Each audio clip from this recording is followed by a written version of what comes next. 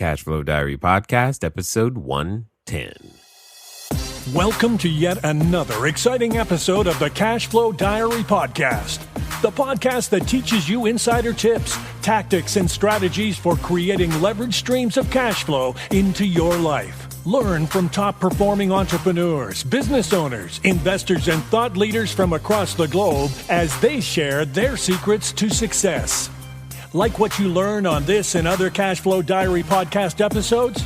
Go to learninvestingnow.com and sign up to receive powerful tips and information that will help you succeed as an entrepreneur and investor. Now, here's your host, investor, entrepreneur, business owner, educator, speaker, author, and master facilitator of Robert Kiyosaki's cash flow game, Jay Massey. All right, and welcome to another episode of the Cashflow Diary Podcast. This is your host, Jay Massey, and if this is your first time here, welcome. Glad that you made it. If this is your second time here, I welcome you as well. And if it's your 100th time here, because it could be you could have been here 100 times by now, I welcome you too. Today, we are going to talk about, cash flow, like we always do, but we're also going to do it in a very different way because oftentimes you wonder, is cash flow possible? What does that look like from an entrepreneur? I have an idea. Is it worth anything? I think today's guest will be able to help you understand that all of us, and that means you, all of us that are listening right now have the ability to take our idea and not just create one, but not just two, but even multiple businesses and use those ideas in unique ways to go out there and create a difference in the world. Now, with all that being said, you got to wonder, man, where do all these great ideas come from? And how does that happen? As you guys know, one of the best things you can do is to continue to consume new books, as well as new podcasts, new information, new seminars. Go out there. The ideas abound. The solution to your problem is in someone else's idea. So let's go get it. Today's guest is Toby Salgado. He's the creator of Super Agents Live, where he interviews top producing real estate agents in the nation. His guests share their stories, strategies, and tactics so you could be the number one agent in your office. Now, here's the thing. He only advises people who want to become millionaires. Now, see, think about that for a second. That's not everybody on the planet. That may not even be you. But the point is, I bet you there's still information that he's going to share with you, with us today that will help you make bigger, better progress than you've done so far. So do me a favor and help me welcome Mr. Toby Salgado. How are you doing, sir?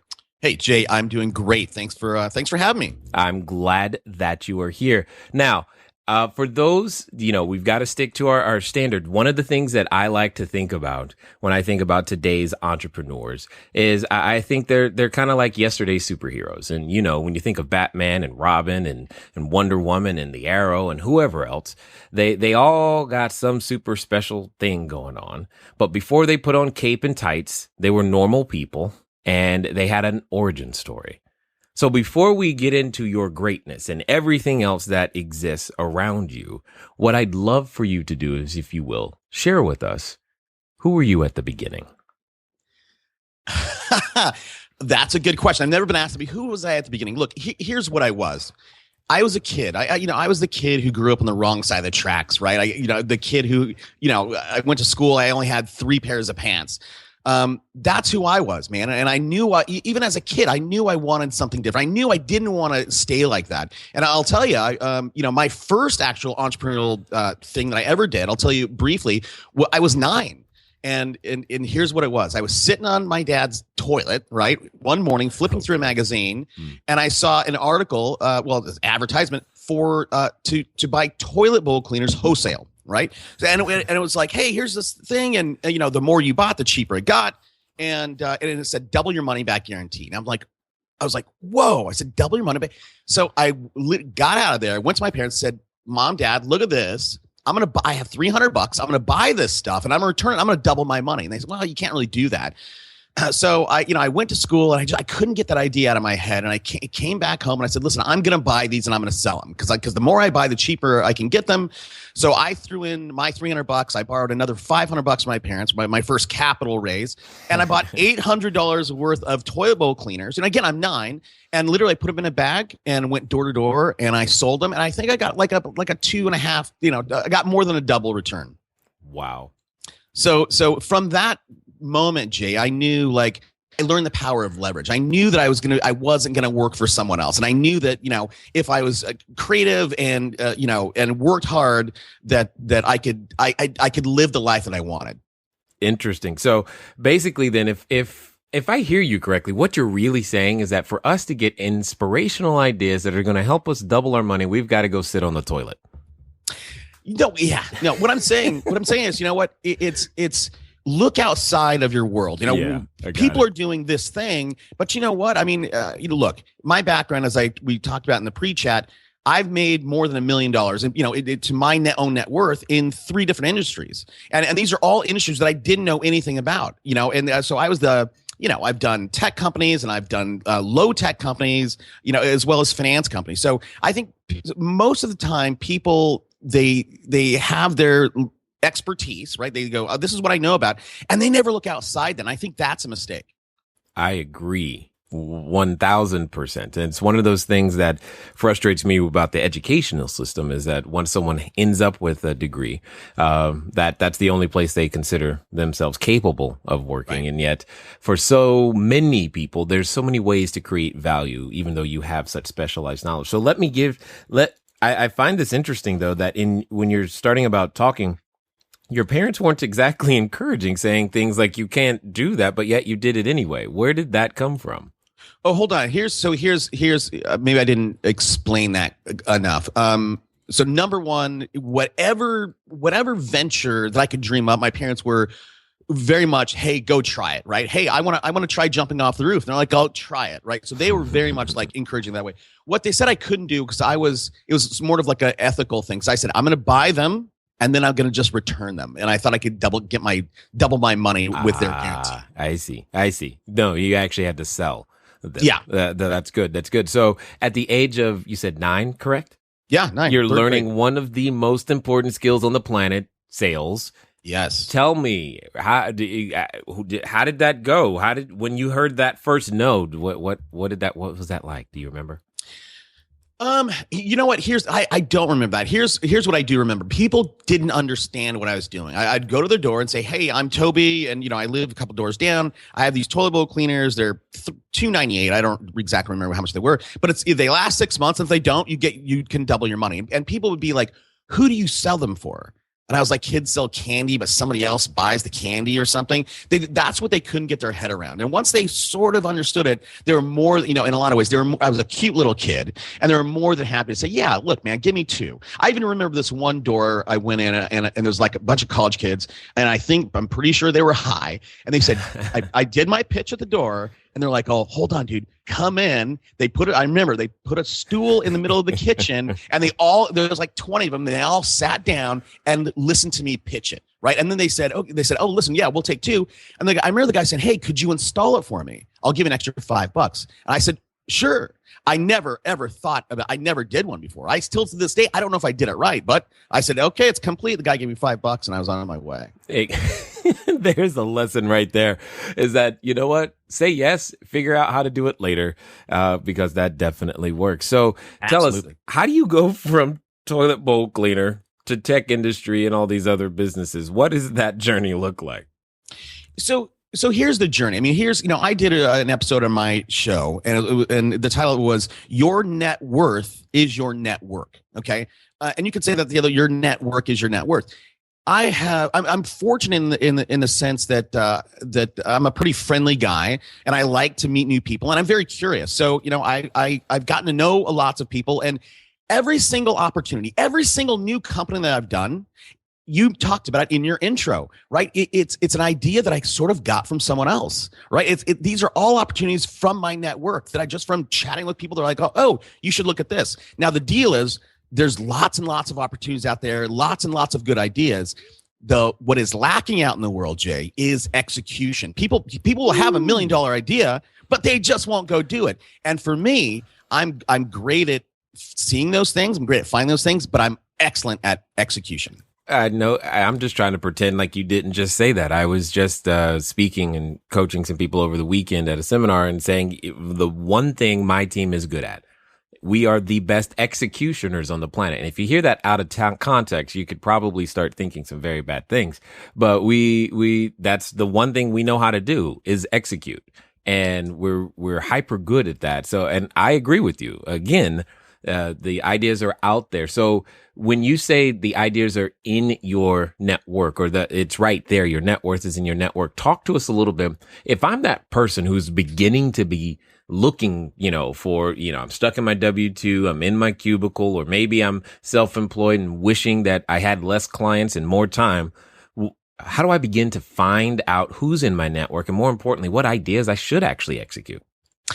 Yeah, I mean, so first of all, I mean, your network is all around you. And I coach people as well, and people come and say, "Oh, listen, my sphere of influence, right? My sphere of influence. I only know 30 people." I'm like, first of all, dude, you know way more than that. But so I would say just get out of your comfort zone and think about here's what I would say. Here's what I would say to whoever you are out there.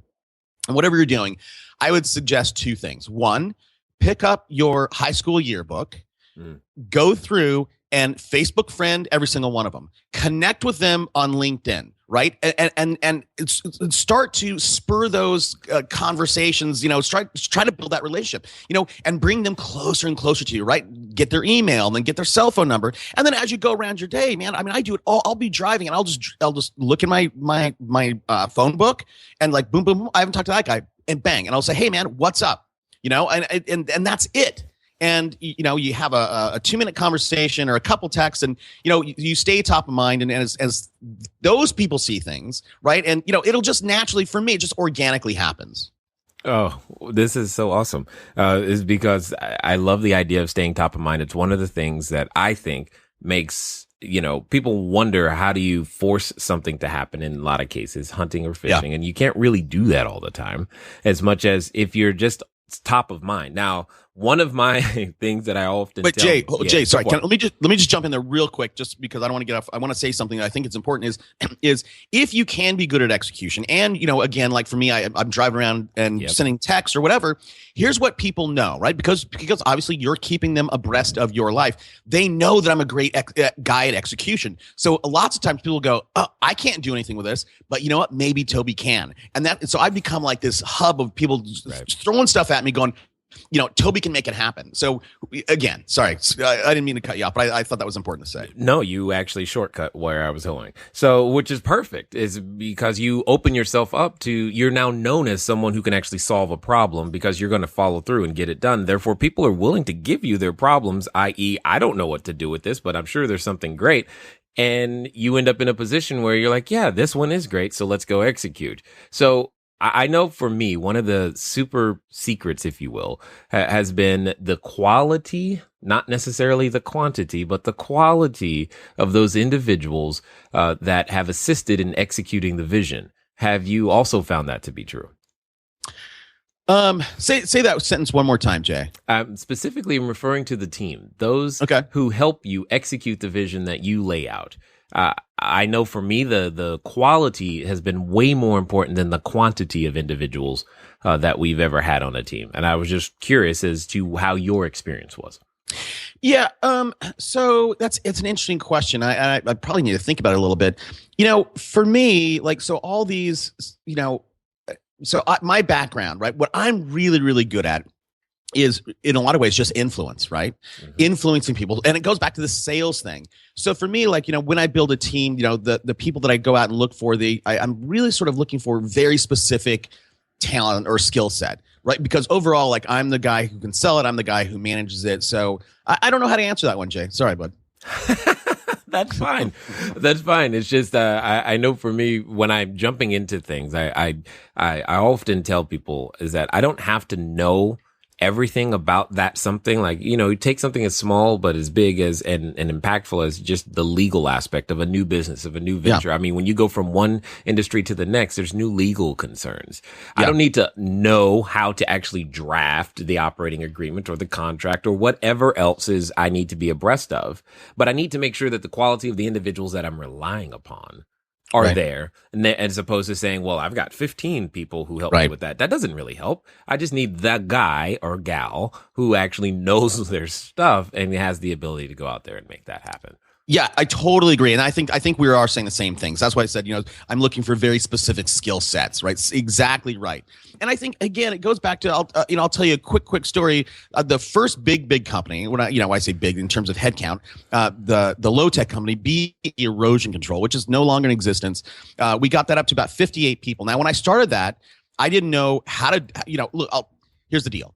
I said, I had this idea. I said, look, I'm going to try this. I made a couple sales calls. I said, listen, I'd like to talk to I called a $1 billion company.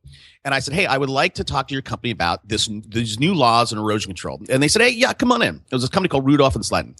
I thought I was meeting with 2 people. I walk into this room and there are 35 people there. I'm like, holy crap. I have never done this. I literally bought a book on the internet and read it. But I started talking to this group of 35 people. Nice. And as I walk out of there, this guy goes, hey, I'm here. Do you want to do it? And I said, sure. And it was literally the first contract I got was $42,000. So I said, sure. So literally I have a trooper, right? I don't even have a truck.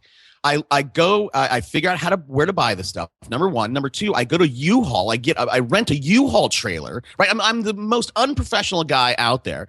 I'm driving up with a U-Haul trailer and I didn't have any employees. I went to Home Depot and got, some laborers and put them on the job. And we did it. And we finished it in like 2 weeks. And out of that $42,000 top line contract, my net profit was $26,000. Now, here's the deal, Jay. Here's why what I was told you that story is, I'm super duper unprepared. I don't have a truck. I don't have laborers.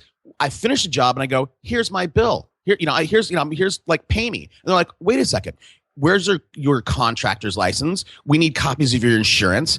I don't have a license. I'm not insured. I don't have any of that stuff. And I literally had to go and like backfill that in. It was basically just find, a friend that's a contractor, right? And use his license and name, and then quickly pay and get insurance. So I think most people in that situation would go, well, hold on. I got to do a whole bunch of research and I got to get all set up. Dude, just ready, fire, right? Or fire, aim. Like I just go and do it.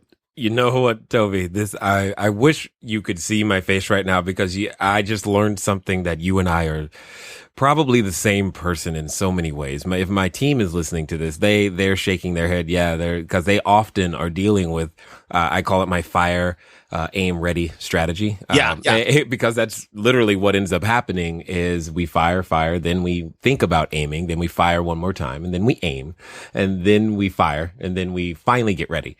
And whereas I agree with you, too many people get stuck in I can't do that because I don't have all of these other things in a row. And clearly you and I operate from the same perspective. We just start and then we clean up the mess later, right? Which is interesting. And it gets you so far, which I absolutely appreciate. So if you would share with us one of those ideas that you think, what is the, Michael J. Fox did a movie a long time ago called The Secret of His Success. So what do you think is consistent between the multiple different industries that you've had the ability to participate in that has allowed you to see the success? Yeah, I'll tell you, there's one thing, and here it is, and I'll run you through it quickly, right? So if we go back to that in 2001, I did the low tech company. Now, here's how I did this. Again, somebody in my network, a friend said, hey, there's all these laws on the books around the Clean Water Act that have been on the books for 20 years, and nobody's been enforcing them. And again, he knew this. He worked at the county of San Diego. So he said, listen, we are going to start enforcing these. And he said, you should look into it. So I said, I don't want to go low tech. And I did. Like I went in and I interviewed some people in the industry. I realized there's a business there and bang, I started doing it. Now, the deal is, for me, like most people, if they're going to do that, I'm not a believer in doing a business to consumer venture. Every single one of those that I've done, I've had 2 failures, and both of those were business to consumer. I'm very much B2B. Okay, so what I did I started this company and I didn't go to single contractors even, because I would even see that as sort of like a consumer play. I went to publicly traded home builders. Now, the people who typically would go to these publicly traded home builders to ask for business, they would go to the guy in the field and say, listen, I know you're dealing with this and can I do your work? I didn't do that. I went right up the chain, right? My background is go to the top and then work down instead of the other way around. I went to the vice presidents of purchasing, right? Got a meeting with those guys and said, listen, here's my background. Here's why I'll kill it for you. Hire me. And so when I did that, there's like only a handful of publicly traded home builders that are putting up, more than 1,000 homes a year, at least. And again, this is during the boom times. And I locked those up. So if you would have had my idea, you said, hey, I want to do erosion control 6 months after me, guess what? You're locked out. And there are a lot of people were. I locked it up, and because it was me and actually 2 other people who were already in there. And so the window there's a specific window of opportunity that I jumped on. And if we fast forward into 08, what I did after that business wasn't viable anymore, is I started a $12 million little fund, and we started doing bridge loans. Here's how, again, Lehman Brothers failed in September 08. Banks started going, failing all over the country. Everybody was running scared, and banks would not loan money to anybody. There are lots of companies out there who had revenue, they had assets, needed money to grow, but there was no outlet for it. So I said, well, geez, there must be, all these banks are running scared. There must be some opportunity for private funding. And there was. I found a deal, and they needed, they had assets. They had a $30 million piece of land, riverfront land in Sacramento that they pledged, and they needed $10 million. Sorry. They needed $10 million. So I put in $1 million, $1.5 million of mine. Found a close buddy of mine. He threw in $1 million, and then we raised the rest from friends and family. And the amount was, we charged them 6% a month, and it worked out great. I mean, that was only a 5-month deal. That's fine. We made a bunch of money in that 5 months. So I think that if I look at all the stuff that I'm doing, it's all based on windows of opportunity, right? If I would have started that fund again 6 months later, we would have been late to the game, right? And even now with, I have this podcast. Guess what? I firmly believe that, I started it a year ago. So I was on the early wave of this second resurgence of I believe this medium, this form of broadcasting is going to be huge. So I believe that I jumped in at the right time. So sorry, go Jay. No. Well, I was going to say, we're hoping that too, because I was looking at your show. We're almost identical in terms of number of episodes that we've gone through, and we started last year as well. Wow. But one of the principles that I hear you're saying is that where there's chaos, there's cash flow, and the key is interpreting what to do when these signals come your way. Because I think everybody's getting the same signal, but yet you're interpreting them differently. We have to interpret them differently, or we choose to interpret them differently as entrepreneurs, and turning that signal into a solution that then becomes a business of, and the only difference is scale at that point. Where do you think you learned to recognize those signals? That's interesting. I don't know. I honestly, I don't know where I learned that. I think it's, again, just from looking around, I think it's like going back to 9 years old, right? And finding opportunity in the odd places that I did, right? I was on the toilet looking at a magazine, and I did a deal, I started a little thing with toilet bowl cleaners. So I think just for me, I've never thought traditionally. I think a lot of people go, hey, I want to go to school, get good grades, and get a good job. I never thought like that. So I think just like, when I think if your brain wave patterns, sort of loop around instead of, I don't know. I don't know. I think I was just built like that from the beginning. Yeah, I would agree. The challenge is that not everybody, it's something that people want to try to learn, or they want to try and teach. And I don't know that it can be taught. It has to be caught, for lack of a better way of saying it. So what would you say to the individual listening to us right now? Maybe because they heard your statement earlier, they're like, well, I don't have $1.5 million, and I definitely don't have any friends that's got that. How am I ever going to find my opportunity and more or less take advantage of it because of what I don't have? Yeah, man, that you cannot think. Here's the thing. I get a version of that question a lot, right? People say, oh, hey, look, I want to, investors will come to me and they'll say, listen, Toby, give me your investment criteria. And I'm like, find me a deal. Find me a deal. And if it's a deal, I don't care what it is, I'll do it. And I think, if you are out there and you're, you want to do something new, and you think that, your lack of training or your lack of education or your lack of money is a hindrance to that, or it may be a hindrance, but it won't stop you. I think at the end of the day, if you can find a deal There's lots of money out there. And I hear that a lot of times people go, well, geez, I can find deals all the time, but I can't find money. Well, you know what? I mean, look, find a deal and you can find money. Yeah. I think you would agree with that, Jay. I do wholeheartedly. I want someone else to finally say it other than me. That's really what's going on right now. So when you say, because I believe strongly, there's a huge supply and demand imbalance. There's a ton of money, but very little supply of educational or educated individuals who know how to use the funds in an appropriate way. And don't mistake my word educational for being that you have to have a degree of some kind. That's not what I mean. There's a difference between education and schooling. That's not what we're talking about. So yeah, I agree with you wholeheartedly. It's just I'm just glad someone else is saying it, right now. Does that make sense? Yeah, for sure. Yeah. So what would you say if has there ever been a time where you found an obstacle? Like, let's talk about some of the things that didn't go well. What do you think has been the greatest lessons there that you have not, that helped you probably later on? Are you tired of letting good cash flow generating ideas go to waste? Go to CashFlowDiary.com/ready to apply for a complimentary, yes, that means free, one-on-one breakthrough session. Take action now. Go to CashFlowDiary.com/ready. Again, that's CashFlowDiary.com/ready. Before we get back to today's episode of the Cashflow Diary podcast, your host Jay Massey has some important insights to share with you. Okay, you probably figured it out that building your team is important. And we're talking today with an individual who can help us do that in various different ways. So what have you learned so far? Who are you thinking of contacting to make things happen? See, one of the ways to begin to use social media in a completely different way than you probably have before is to figure out how to contact more and more of these individuals. And this next section, we're going to talk a little bit more about finding some of those real estate professionals. I'm going to give you a resource right now. Something called Active Rain. Active Rain. Go to activerain.com. I think they've since been acquired by Trulia, but the point is there's a lot of real estate professionals at activerain.com. Let's get back to our interview. Yeah. So, and it's, I'm going to say it in a weird way here. And this is kind of the guy who first said this, I think, in a widespread form.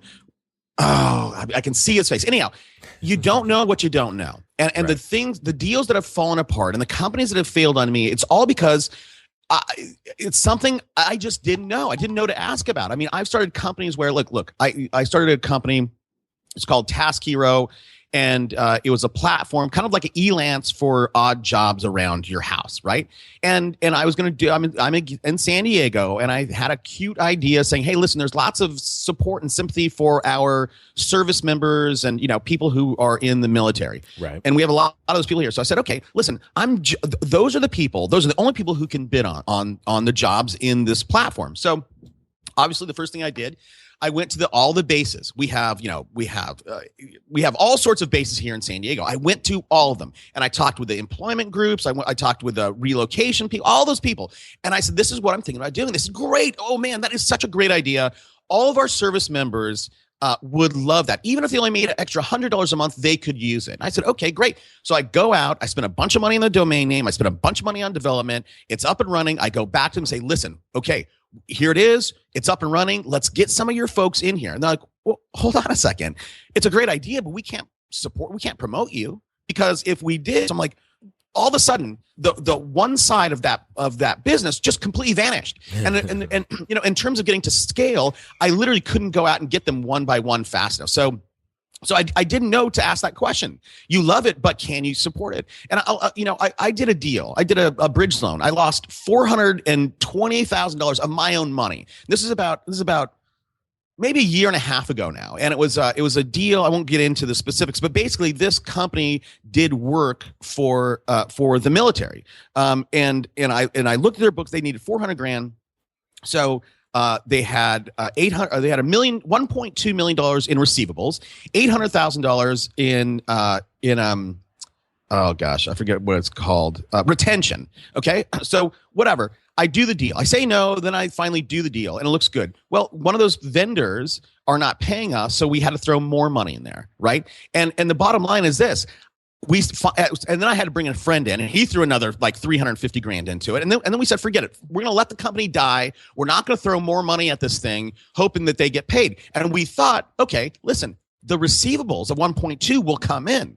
Well, if it was a private company, it would. Unfortunately, that's not the way those contracts are written. So guess what? $400,000 of my money up in smoke because I didn't know to ask that question. So the things that have failed for me is I didn't know Donald Rumsberg or I can't think of his name. He's the guy who first said it. I didn't know what I didn't know. And I think after learning those lessons, I'm much before, especially I throw money like 400 grand at a problem or spend a year of my life building something. I'm much more diligent about trying to uncover that crazy little thing of I don't know what I don't know. You know, that's so true. One of my favorite questions to ask someone, especially when I'm going down a path that I've never been, is on the other side of the table. I will ask them, okay, so what is the question that I'm not asking that you know I should ask? Because it often reveals something that I didn't know because they know it. Somebody knows to ask that question, but if no one ever brings it up, then one typically volunteers, and then you find out, oh, why didn't you ask that? That's a common question. Well, you could have told me. Right. So now we can say that this particular episode is worth hundreds of thousands of dollars because we've gotten one good question out of it. That's cool. Yeah. So what now that you've got that, you paid full price for that lesson. How would full retail? Yeah, I know, right? No discount. How would you say that you've been able to? How has that changed your acquisition process or your due diligence process, or has it in any way? Does it knock more deals off the table? What do you do? No, it doesn't knock more deals off. Here's what I'm better at doing. Is just like we talked about, you can find inspiration in unlikely places. You can find answers in very unlikely places. So when a deal comes across my desk that I'm unsure about, or there might be something I don't know. Now, again, I've done lots and lots of different deals. So it's not often does this happen that I go, oh, like I'm unfamiliar with, this kind of thing. But what I do is I will run it by people in my network. And even if they don't seem to have the background, right? I mean, I have a 75-year-old guy that's in my network that I'll go, hey, what do you think of this? Here's all the pieces. And he will come up because of his background. He'll think of questions that I would have never thought to ask. And then I'll run it by, I have a friend who paints houses. Literally, he paints houses. He's a successful guy. But, I will take a deal and I'll say, hey, what do you think of this? And it's amazing for me. Like that has uncovered so many new ways of thinking about the problem that I have in front of me. And look, and it also is I will get introductions to other people because I'm now I'm reaching out to my friends, but then they have the ability to reach back into their networking. Even the painter might go, hey, you know what? I just painted a guy's house last month and he does this sort of thing. Let me introduce you to him and maybe, and so again, you can find inspiration and answers in this. All right. So here's the interesting thing that I find in that situation is I think many of us employ our own special, unique way of getting to that information that we don't know. And I like yours. I will often, like, for example, one of the things that I hate to, it's almost like I don't want to say this, but I will have my wife, who typically doesn't get too deeply involved in many of the transactions, but I will have her or one of my other team members, actually, who's female specifically, talk to someone on the phone, whether they're related to business or not, and just tell me, how do you feel about the person, their character, who they are? All these little things always come up in different ways because people who may or may not have had experience or exposure to those things, they always come up with the one thing that I'm overlooking, and that's I hate to find that out after the fact. Go ahead. Yeah. That's so interesting. You just said that. Because if I look back, because I do talk to my wife, because if I'm going to risk $1 million of our money, or even even 10 grand, right? Even if I do like a small $10,000 bridge loan, I'll say, hey, honey, I'm doing this. So I was trying to get buy-in from, she's my, she's on the board of our company, right? Right. But here's the deal. The things that have gone wrong, like she will say, I don't like that guy, or I get a creepy feeling from that guy. Yeah. And so that's it. I should start doing that more. I should put her on the phone with these people and get her take on it. I can't tell you how many times I've either, if she didn't talk to them, we went to dinner, or I'd have, I also have, a lot of my internal team are females, and I'll have them talk to them as well. Cause I think women have got some extra sense thingy somewhere. They just go, I don't know why, I just don't like him. And I'm like, every time I've ignored that, well, I got my own lessons. That's a whole nother story on that one. Right. So what would you say to the person wondering, what is Super Agents Live right now? Because we haven't talked about that at all. Oh, yeah, sure. So, look, here's the deal. One book, I don't know if you asked for book recommendation, but one book that everybody should read, I firmly believe, is Napoleon Hill's Think and Grow Rich. It is a fantastic book. Now, what Napoleon Hill did to write that book, he went and he talked with the titans of industry at the time, right? All the Rockefellers, all those guys. I'm doing that for real estate now, and so I have a show that I interview top producing agents, coaches, and authors. And I started the show really because I believe that real estate is broken, and I wanted to help. And I'm doing the same thing Napoleon Hill did. I'm talking with the titans of the industry and bringing them on. And really, much like your show, Jay, my show is about entrepreneurship through the lens of a real estate agent. So, we talk about, mindset. We it's not strategy and tactics of, okay, hey, go door knocking, or, hey, do this many calls. It's really like, hey, you just made $4 million last year. What is it in you that wants you to go out and make $6 million next year? So yeah, that's kind of what we do on the show. Awesome. I love that. Because see, oftentimes people go, well, if you've got 4 million, why on earth would you want to go to the next? Because I get a form of that question of, Jay, why buy another building? And I love that, because when you tap into the fact that there's a certain something that you're put here to do, you might as well do it regardless of the result. Keep doing good, making it happen. So what would you say to the individual who's thinking of possibly about becoming an agent in some way, shape, or form? Where's their advantage in today's marketplace if they're competing with individuals who are already at the $4 and $6 million level? Yeah, look, and those are two different questions. And I'll tell you, if somebody's out there and they're thinking about getting into real estate, I will say this, and I would, you can look back in history. You can go all the way back to King Solomon, right? Real estate is the one thing that has built wealth for hundreds, if not thousands of years. And it's such a fantastic, I believe, such a fan. And look, I'm not a real estate agent, and I've only sold my own stuff that I've bought. I've never done that for anybody else. Right. But, more real estate has made more millionaires than I think any other industry, and it doesn't take a fancy education. There's a very low barrier to entry to do it. And look, and there's a problem in that as well. You get a lot of people, because there's a low barrier, you have a lot of people who are, shouldn't be there to begin with. But the deal is, most agents, right? Here's a weird number. According to NAR, National Association of Realtors, only 2% of real estate agents make more than $200,000 a year. So what does that tell you? There's a lot of people that are not very good at it. So if you have drive, you can go out. Literally, you can go. I had a guy on my show. His Vietnamese refugee, can barely speak English. The guy went from Vietnam to lily white Seattle at 21. Literally, he still can barely speak English. His claim to fame is 100 doors a day for 10 years. He said, "I'm going to knock on 100 doors every day." And by year 3, the guy was making $1 million a year, and he owned like 17 houses. What other industry could you do that? Oh, yeah. I think they're already converted. And if they weren't, that'll definitely do it. What would you say, though, in your time interviewing and working with these high performing agents? Let's talk to the investors. Let's give them the leg up on being able to interact with, and most importantly, deal and establish a relationship with one of these top producing investors in their, or agents in their area. How do they do that? Yeah. So listen, I would say, if you're an investor out there, I wouldn't necessarily try to develop a relationship with the top guys. Find somebody who has something, a little tiny twinge, right? So here's what I mean. And I'll give you an example from my own background. When I was, go back to 2009, when I was buying onesie twosies, right? Single family, whatever, properties. And I bought commercial and equestrian, all this stuff. But here's the deal.